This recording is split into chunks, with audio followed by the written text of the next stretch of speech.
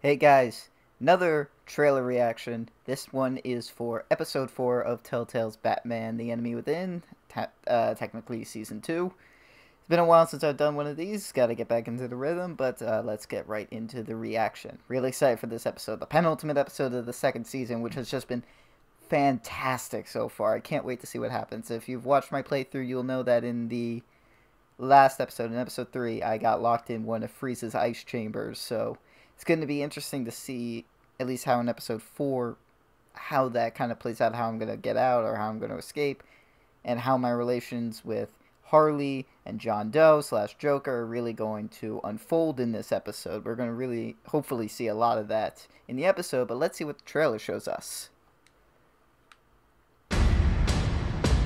I wouldn't put money on your chances of walking out of here. Alright, so Batman and Waller, episode 4, What Ails You? War always carries a cost. I thought I was going to say war never changes. And my war on crime is no different. The truth is, no matter how Alfred? hard I fight, sometimes I have to lose.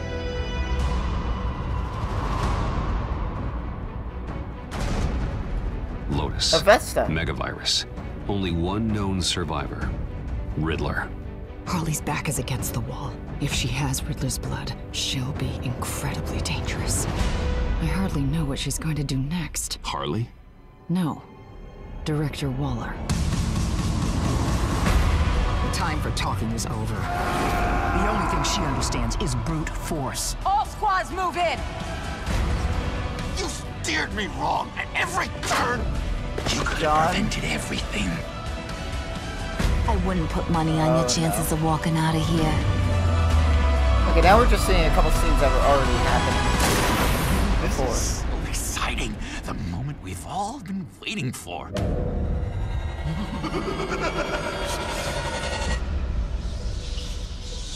We got the Joker. We have the fucking Joker. Alright, so that seems to be it for the trailer. Just want to make sure. Yeah, that's it. Alright. We have the Joker right there at the end. That's probably the main takeaway. Holy hell. You know, like, I think Telltale was stressing a bit how our choices would impact John especially. And we've seen so far with this season that John has not been what we expect from the Joker. Telltale's done a fantastic job in creating their own spin on the character with John, and even reversing like the relationship that he has with Harley. Usually it's Harley has this huge fascination with the Joker. Now it's John that has the fascination with Harley instead. That's just one thing, and it's like he's got, but like he's also kind of torn between like Harley and Bruce, fascination with both, and Batman as well. Don't forget Batman. But and Telltale's done fantastic with this, and it's like they kind of hinted at with choices that we could maybe keep John as an ally, or maybe he goes down the path that becomes the Joker.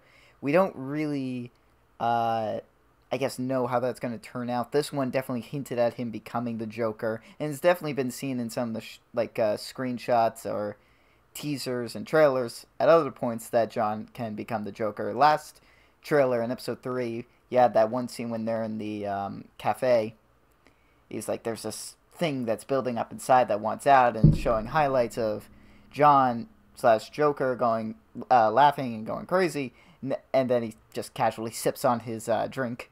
You have like the picture that I have right now right up here, that's the gargoyle painted with the Joker face paint and the lipstick in the form of a smile. So it's going to be interesting to see how Telltale handles the development of John into the Joker with this episode, if it happens that way. Maybe it's still possible to prevent him from becoming the Joker and keep John as an ally. Not a sane ally, but an ally nonetheless, from becoming the Joker that we all know and love. I mean, don't get me wrong, like, I love this John Doe character, and I love the Joker, but if I could save him, if I could prevent him from becoming full-out Joker, then I will gladly take that, because John is just amazing, and I love him so much. If there's one thing Telltale deserves praise with, and I don't mean this just towards the enemy within, but I mean this towards their entire Batman series, it's been the character of John Doe / Joker. They've done great with Bruce.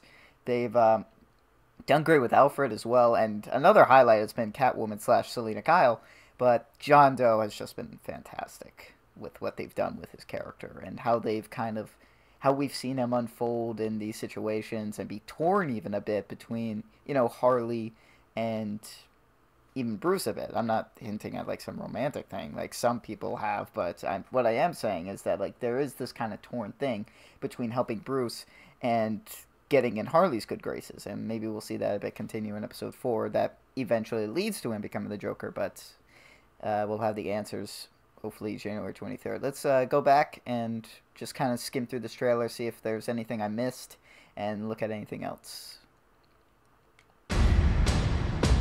I wouldn't put money on your chances of walking out of here.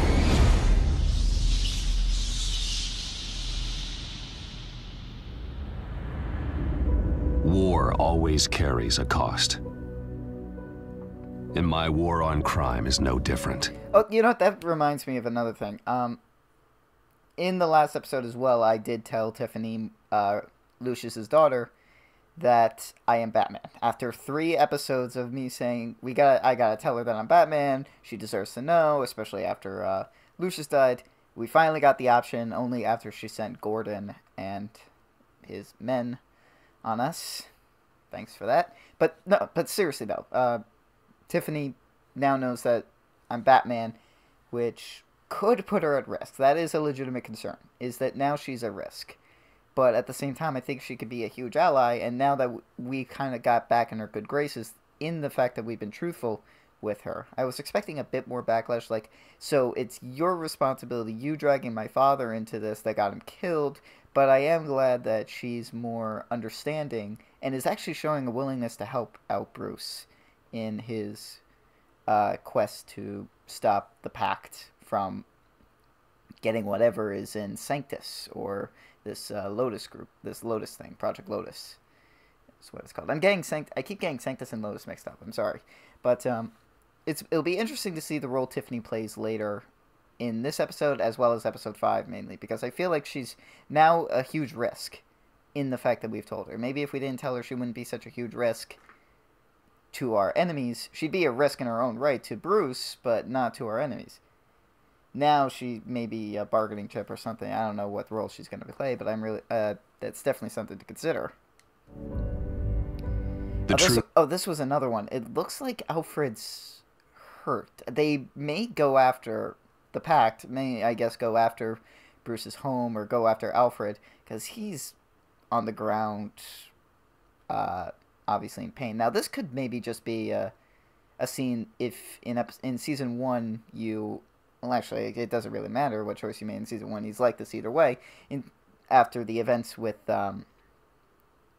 Vicky / Lady Arkham, obviously he's been suffering some PTSD of sorts. He's been shaking. He's been nervous, and maybe now we're seeing some sort of fruition with that in terms of Alfred's character, and we're seeing that maybe take a bigger toll on him. Because even Selena noticed that in episode 3 was that Alfred is struggling with what's been going on. And I think there have been hints that Alfred's been becoming a bit more ruthless and vengeful. If I had to take a guess, I feel like the Pact's going after Bruce's manor, and that's if you chose to give yourself up to save Selena in episode 3. Or this could just be, more of what we're getting with Alfred and his sort of PTSD from the events of season 1. I guess we'll find out. Fizz. No matter how hard I fight, sometimes I have to lose.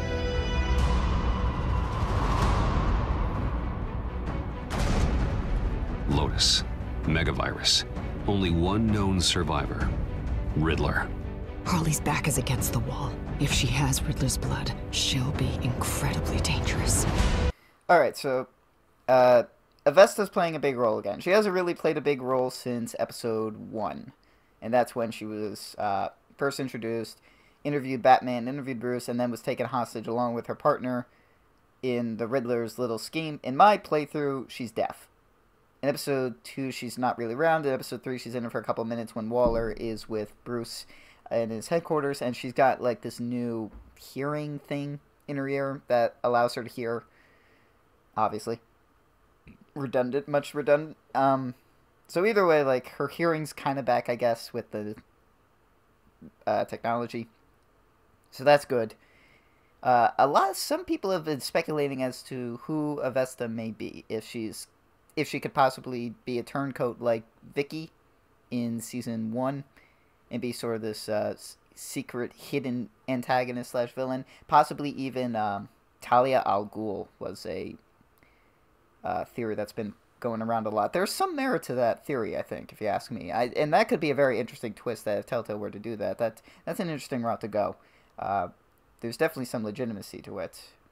So, but it'll be interesting to see the role that Avesta will play in this episode, because it was her that deduced the identity of Batman and gave it to Waller. So clearly, she's a very smart girl. There's no doubt about it. And I was actually a bit disappointed with the fact that she was kind of set up as this important character in episode 1, and she's been kind of absent for the last 2 episodes. Reasonably so, but still kind of disappointing. So I'm interested to see how episode 4, Avesta will play a role in the events that go on. I hardly know what she's going to do next. Harley? No. Director Waller. Now that was another big thing in the trailer. Now all of a sudden... Now Waller's been kind of...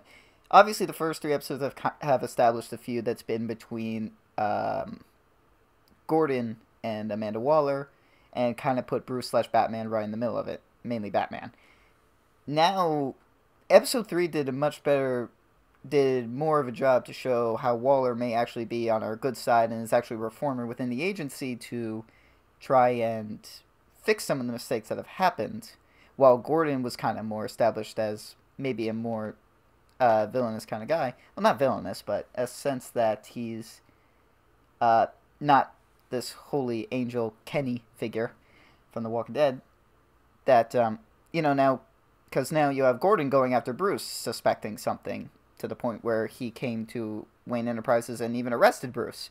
And then it was Waller that got him out. So it was kind of like Telltale doing its usual shtick of like, oh, this episode we're going to do of this character's bad while this character's good. And then in the next episode say that character that was good is now bad and the character that you thought was bad is now good. I've seen that a couple times in Telltale episodes.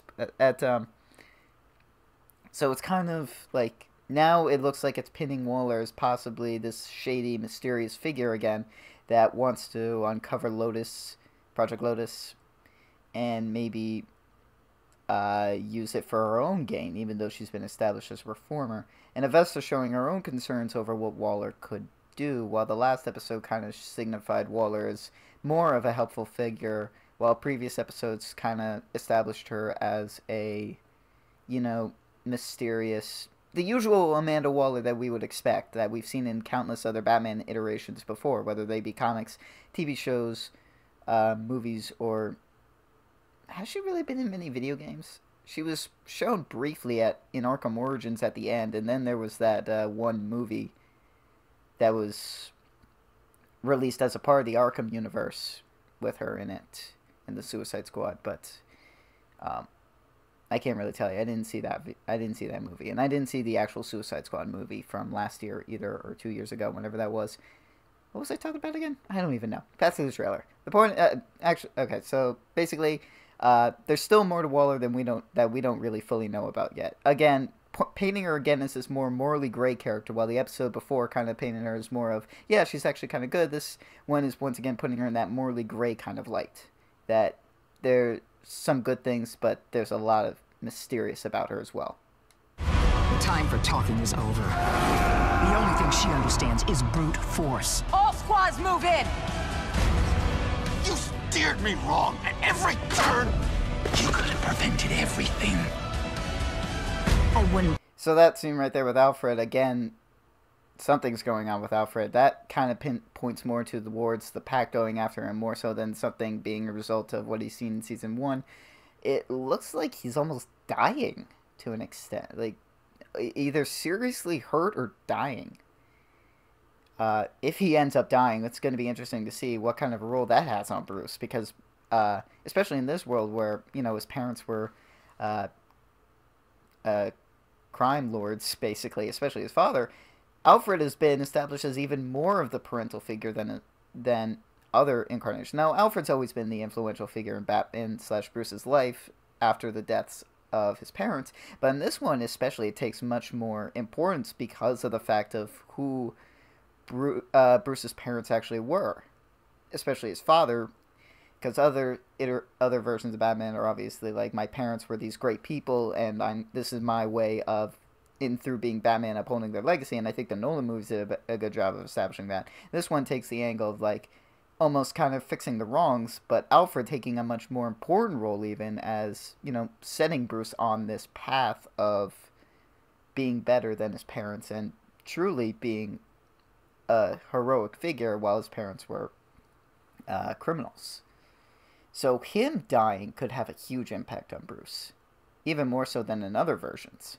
Put money on your chances of walking out of here.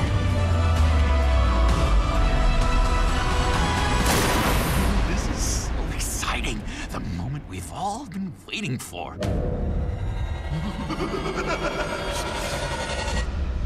And of course, right there with the Joker laughing, some sort of hideout or secret place. We don't exactly know where John has established that. Pretty cool, though. They could get that established in such a short amount of time. One cool thing I just realized, Freeze, with those blood samples it looked like, or some sort of thing, in regards to discovering Lotus or Sanctus, it probably has something to do with his wife. And we all know the backstory of Mr. Freeze's wife. She had this mysterious illness that he was trying to cure. He failed, and as a result he became Mr. Freeze, and he's kind of this tragic anti-hero character that's looking for the cure, but goes to and resorts to criminal methods in order to do so to save his wife. He's been present, but has gotten the least amount of attention in regards to the members of the Pact, compared to Harley, Joker, and Bane. He's always just been kind of there. So hopefully this episode, again, puts him more in the highlight like it's doing with Avesta, and we get more attention on him. It doesn't look like Telltale's doing anything different, really, with his character. It's still the same character, which I'm glad, because it's such a famous backstory with him. So it's good to see that his character's kind of still true to what we expect from Mr. Freeze. But I still do want to see more of him. Like, we still got... He's still, like, he's set up as this important member of the Pact, and he's been kind of largely absent, just kind of hanging around. So hopefully there's more to him. Even if it's just a fight, I'll take it. But we need to see more of Mr. Freeze. He's been criminally underused so far in the series. But other than that, a fine trailer. Gets me excited for Episode 4. Really kind of sows some seeds of what we're going to expect, and we can really get a better... idea of what they're going to try and do with this episode moving forward in regards to some of the characters as well as the story, but especially with John and Amon, Avesta. Catwoman was absent, I noticed, in this trailer. No idea what's going to happen to her, especially when, if you chose in episode 3, Catwoman gets her arm frozen. I think she escapes. She doesn't get thrown in the chamber. I think she kind of runs off and they're going to chase after her. No idea what's going to happen with her. And in my game, Bruce gets locked up and she's kind of taken away. No idea what's going to happen to her. Maybe she comes saves us. I don't know. In my version, at least. But we have no idea what's going to happen with Catwoman in this episode. Hope they don't go the Season 1 route where she just kind of disappears again. Because remember, in Season 1, built up really across 3 episodes. Season 4, she's largely absent or is only in it for a couple minutes. And then in Episode 5, she's gone. You have that one last heart-to-heart conversation with her, and then she just drives away to show up again in Season 2, but now we don't know exactly what role Catwoman's going to play, which it would be a shame if they just repeat what they kind of did in Season 1, especially with what this scene we got in Episode 3 at the at Wayne Manor, and showing her the Batcave and all that kind of stuff, because that was a great scene. And again, like, Catwoman's been a huge plus in the series with what they've done with her character. I've never really been a huge fan of Catwoman's character. I get the character, much like Freeze, kind of an anti-hero, in a sense. Not with, like, the tragic backstory, but still like a decent character, but and my biggest problem with her is that she's never had any loyalties, and that still is true for for Telltale's Batman. But they've just gotten more in depth with her character than many other versions of the character that I've seen in other forms of media. So I think Telltale's done a great job with that. I hate to see them abandon it, like they kind of sort of did in season 1, especially when a lot has been hinted at concerning her history with the Riddler.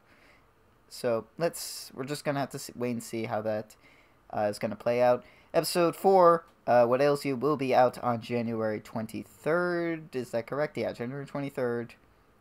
That's a Tuesday. I will be playing it on Tuesday. It will hopefully be up. Parts of it will be up late Tuesday night into Wednesday. Really looking forward to it. Penultimate episodes still have that kind of history with Telltale being, some are good, some are bad. But we'll see how Season 2 of Batman goes. Still uploading Wolfenstein at the moment, but we'll definitely be doing Batman when it's released. Thanks for watching, guys. Hope you enjoyed the reaction, and I'll see you when Batman comes out next week.